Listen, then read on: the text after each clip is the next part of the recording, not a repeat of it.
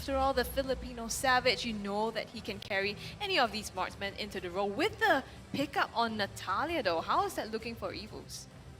That's the question. That's the question. I mean, they're going to have a lot of potential, very early aggressive potential that is going to spout from Natalia being able to get that kill pressure on the board in that early stage. But EVOS Legends are going to be responding with a Matilda last pick here, so giving them a little bit of more mobility, and that might just be what they need.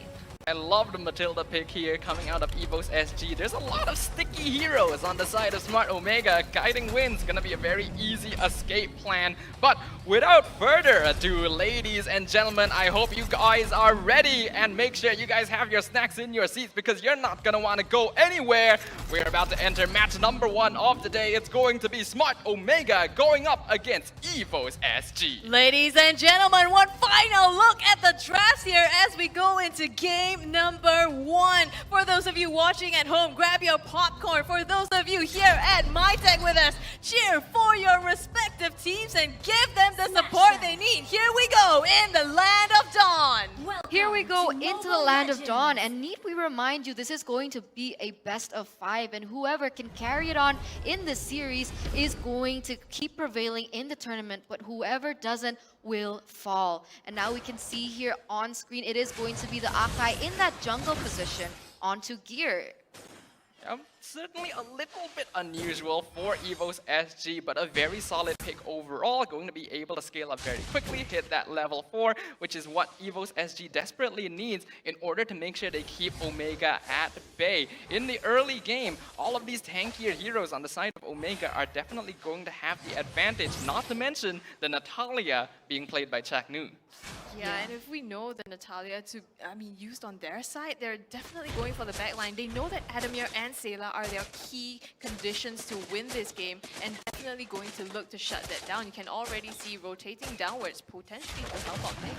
There has to be a little bit more emphasis, but wait a minute, E2 Max here gets a little chunked. They're still trading blows here in that mid side, but yes, as I was saying, there needs to be a little bit more emphasis onto Kelra. I think if you let him just scale into that late game, we've seen how much destruction that it can entail. I mean, already a Maniac coming in from Lemon from the side of RQ on this hero, and that is where Chaknu needs to help out, especially like prevent that damage from happening, but that's what he's trying to do, pulling out the aggression onto Seilah here, but he retreats just in time to prevent any further aggression. Although the turtle is spawning in about 10 seconds, so EVOS SG does need to start looking at this objective.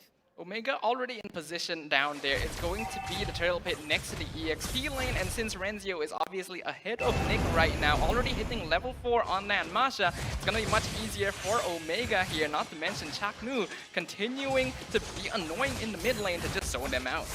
Yeah, and some aggression here onto Renzio, putting out the damage, but it's not enough. Raizen still going to take the first turtle off the game, going the way of Omega. I think EVOS actually tried to maybe make a play here in the mid side, but still had to give away that objective.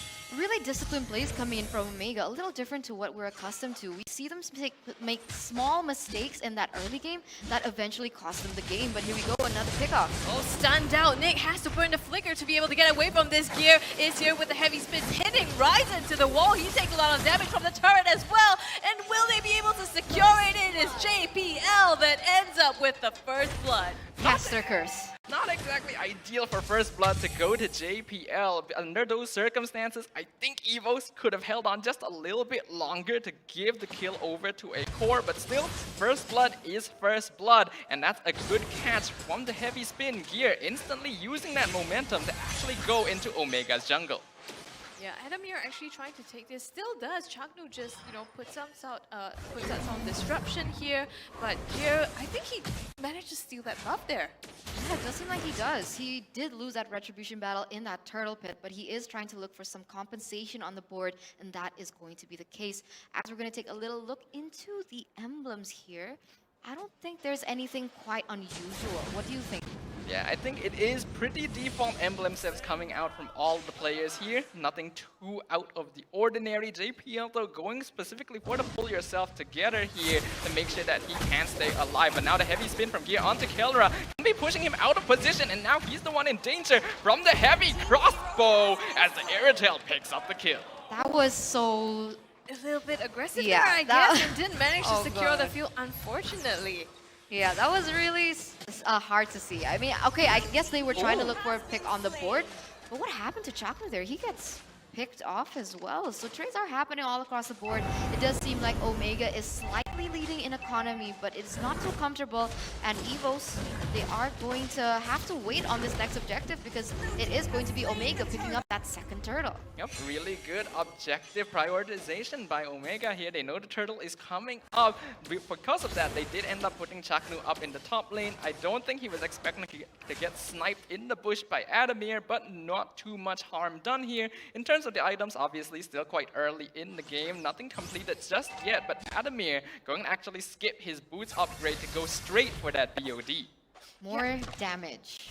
Yeah, more damage, and I think it's also because, you know, Kelra has already secured the Windtalker and probably trying to play catch up a little here, though deep in the jungle, getting aggressed on by Renzio. Nothing much will happen. He is still Akai, so pretty tanky. Okay, and we're going to see what happens here. How are they going to be picking off from this? Because for the moment, Omega is able to just secure all the objectives on the board.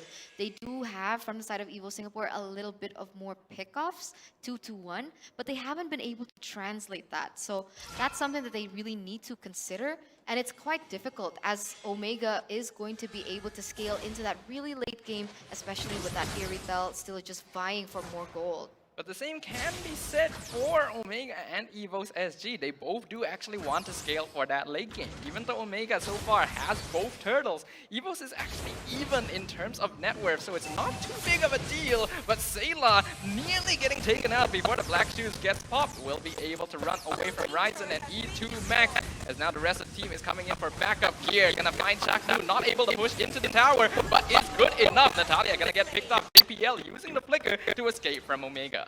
Ooh, that was so good. I mean, Gear recognized that opportunity and went in on it. Seilah, though, in some trouble, gets bursted down by Kelra here in the mid lane, and now they get this turret completely for free.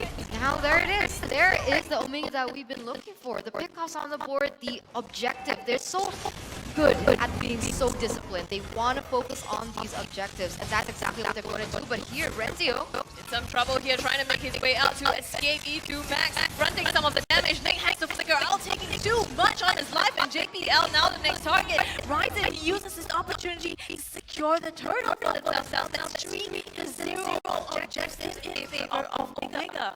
Omega continuing to maintain their map control here, recognizing the timers on the objectives. You can see that just the way they played and played around the map. They're paying a lot of attention when these turtles will respawn, so that they are in a better position to take it. Here now in trouble though, heavy spin has to be used to escape. They still get it. Killing spree going over to Kelra.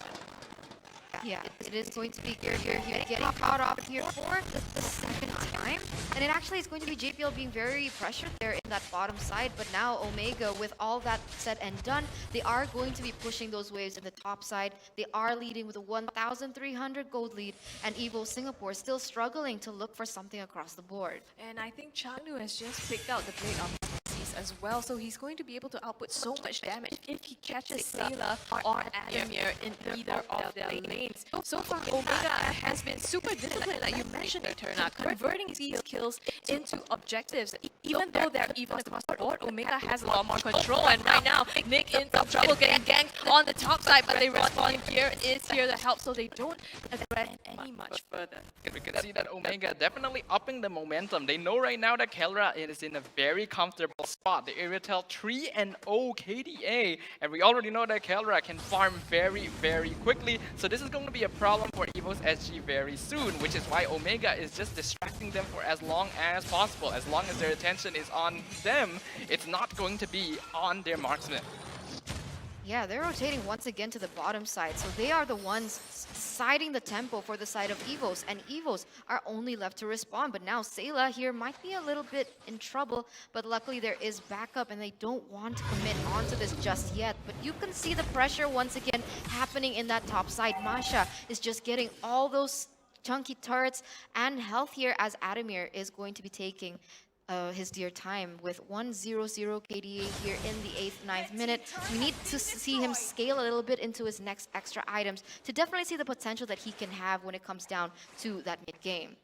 Yeah, and compared to, I mean, 1-0-0 you mentioned, but on the other hand, Kelra is 3-0-0 as well. So in the late game, this is looking pretty bad for them. Yeah, definitely. This is not where EVOS wants to be right now, but a 2k gold difference at this stage of the game is not actually too bad. They just need to be able to regain momentum. Adammir gonna take the tier 1 tower down bottom. Gear, he's thinking about it. He wants to go for that heavy spin, but it's a bit difficult on Renzio. Both teams are squaring up to take this Lord around the Lord pit. Yeah, just baiting it out at this moment. EVOS SG taking the position, but Chaknu though in the back line looking to see if he can make a play. Gear goes ahead to start out the fight here. Heavy spin to zone them out, but has to back away. They don't know where Chaknu is. They have to be careful, but Nyx takes too much damage, and in the back line they find Adammir. Chaknu gets a kill onto him. Seilah running for his life, but Kelra manages to secure that as well. 2 down on the side of EVOS SG, split up completely by Omega. That was just so well played, so well executed by the side of Omega. They were able to bait Gear to be able to, look for some initiative. He gets caught out, they retreat, but unfortunately their positioning was not on point, and Adammir was able to be taken down in the process. And the whole time that EVO Singapore was trying to set up for that Lord, unfortunately Natalia Chaknu was able to go up into that and manipulate the waves and actually take the turret in the top side. Yeah, I 100% agree with that observation there. Omega was definitely controlling that fight to make sure that the important cooldowns on the side of EVOS were expended before they tried to go on the Lord. E2 Max now already doing a fair amount of damage, stole the black shoes, so able to escape. Heavy spin wasted again from the side of EVOS SG. This is tough, right? I mean, heavy spin is a huge ultimate, and it's one of their only, I mean, except for Circling Eagle, kind of engages that EVOS SG can use to make a play here. But it's looking difficult as the top side, the Lord is marching down now. They're looking to crash down on the inhibitors. Not going to be able to take one down just yet. Yeah, not just yet. Still with a 6,000, almost 7,000 gold lead, Omega, they are sitting quite comfortably, almost at 10,000 as well. It is going to be still them being shut down into their own base, but Omega, it doesn't seem they want to go for something crazy. They don't want to make a mistake at this time, understanding that it can be taken back from them, as Adammir here is already, let's see his items here, 2 items in the game, but it's still not enough. Yeah, if you compare Adammir over to the side of Kelra there, he just completed his Haas Claws, already 4 items. Gear using the heavy spin here for basically no reason. Chaknu able to escape, so Omega gonna have a lot of window of opportunity once again. Yeah, definitely looks, I mean, Adammir doesn't really have as much items here as Kelra, so it's gonna be a tough one. And the thing is, Chaknu has been so annoying. EVOS SG, they have to look out for him in these team fights, even if they want to engage as well. How are they looking to take these ones? Yeah, that's going to be the huge question here. It does seem they are still trying to manipulate the waves here on all 3 lanes, trying to, just asphyxiate, prevent anything from scaling from the side of EVO Singapore. But at this stage, what are the winning conditions from EVO Singapore?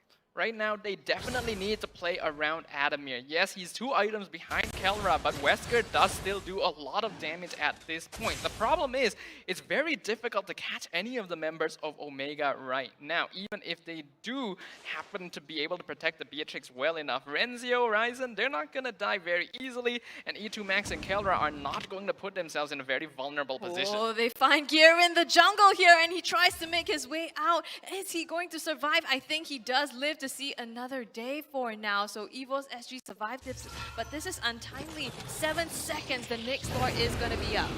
I mean, at this stage, EVO Singapore, they're scared, right? Even if they want to go for individual plays, try and split up the map, it's difficult because they don't know where Chaknu is. But that fact can be taken into the hands of Omega, and you can see the way that they're just manipulating the waves from all 3 lanes. Oh my god, but wait a minute.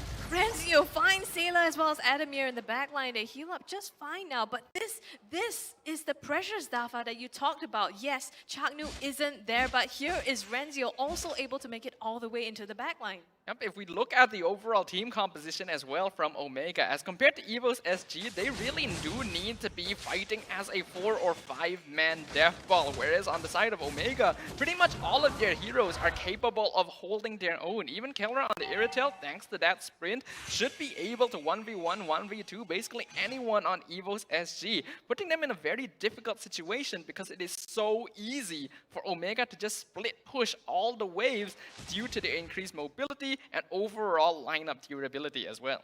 Man, yeah. Chaknu goes in for that BOD, Scrubby. What is that? Like, you already have so much pressure, so much pickup potential, and you have to give more damage to that? Yeah, looking at the damage charts, the gold right now, he is, well, somewhere in the middle, but that's gonna even... That's so hard for EVOS SG. BOD on a Natalia. If he catches any of them in the backline, that's basically a dead Seilah or Adammir.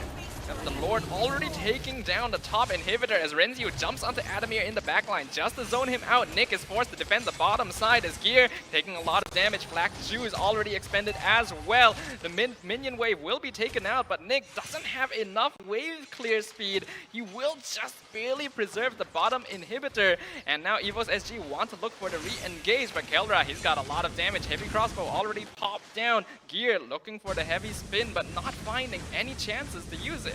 That's also the thing about the side of Omega, right? With Kelra on that sprint, it's so difficult to catch him out. The only thing you have is a circling eagle and a heavy spin, but so far they've also been using some of that defensively, and it's been tough to engage in or disengage from these team fights. Yeah, I agree. I think there's no one from the side of EVO Singapore who could actually catch them at face value, but actually here, gets E2 Max here. He is stunned out and pinned to the wall. Gets that first kill secured now, and now they are looking to re-engage Omega though on the aggression. Adammir in some trouble. Man, it has to be taken down by Chaknu here. They trade out 2 for 1 now, and EVOS SG actually coming on top of this, aggressing onto Raizen. Is he going to be able to get out? Pops the shoot Unity and will be able to retreat. oh, and what initially was, 8,000 gold lead, almost a 10,000 gold lead, has actually shrunken to 6,000 here in the 16th minute. And it does seem like EVO Singapore, with that win, they want to push the tempo once again. Yep. Oh, Renzio dives in with the backline onto Seilah though. Gear with a heavy spin pins him down, manages to peel off for him now, and they safely, I think, no, actually don't disengage. Chaknu with the burst damage onto Seilah secures that kill. A little bit of over-aggression by EVOS SG after their previous victory. We do actually have to be very careful in this team. We already know that they were able to drag out the game to an insane length previously against RRQ and claim victory after that. Omega still need to be careful, but Raizen now going to be engaged on by 4 members of EVOS SG. They managed to pick him up. Renzio jumping onto Adammir, and E2 Max picks up the kill on the Beatrix. Here comes Kelra though with heavy crossbow, heavy spin, not going to matter as instantly the remaining members of EVOS SG are decimated by the Irritel. Oh no, this is not good. Nearly a wiped out here for the side of Omega. And now with the space, with only 1 member remaining, they will be able to get this Lord uncontested. 2, 3 members down. Will they be able to defend? I mean, at this rate, it doesn't seem like it. And now look at the damage output onto Gear here. He's just melted completely by Kelra with nowhere to go. Chaknu comes in, and the burst is enough to take down Seilah once again. It's a complete wipeout on the side of EVOS SG. JPL is back, the only one standing together with Adammir, but the Lord is coming up the top side. That's just rough for EVOS there. For a moment, it did look like they had the opportunity, and it was a good engage, but Kelra just has way too much damage. And now, Luminous Lord gonna be pushing up the top lane. Oh, I don't know if they can defend this. Kelra, the Filipino savage, he's going right for it and dishing out all the damage. Nick sacrifices his life to be able to protect it, but at what cost? It's gonna be the core taken down by Omega, securing their first victory of this series. A clean